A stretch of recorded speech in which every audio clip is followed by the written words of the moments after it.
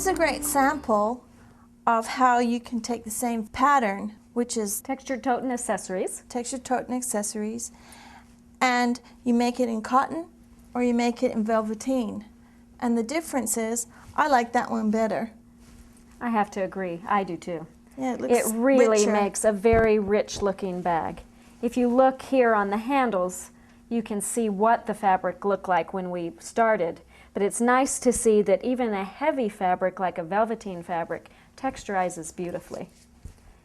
So we have the battle of the bags totes here. Battle of the bags, oh that sounds horrible. I know. The old bags are battling.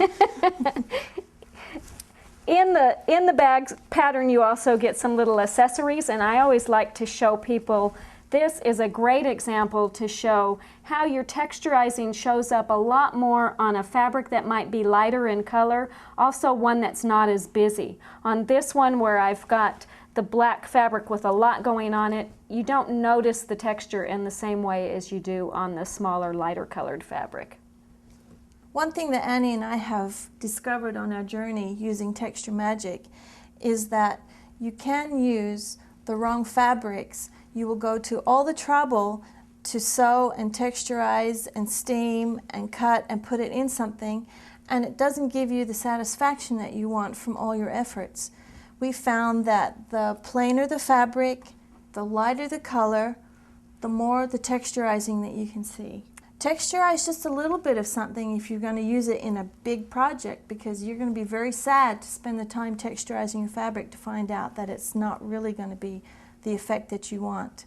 Talking about having the right fabric and the difference it makes. Heather and I got this wonderful fabric from Timeless Treasures, and we wanted to make a quilt, and we were so excited when we saw this fabric that had the circular designs on it, because we said that would be so cool when it's texturized. It would really give a neat effect with all those circles going around.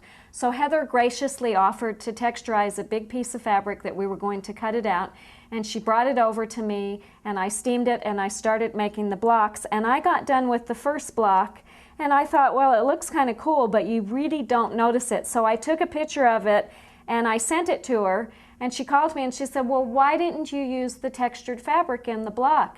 And I said, I did.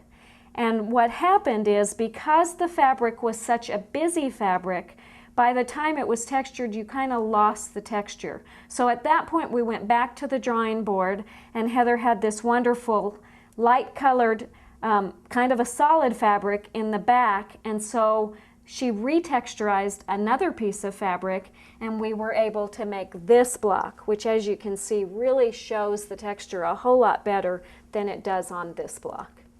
And if I'm going to go to the trouble to texturize, you better darn well see it. That's correct.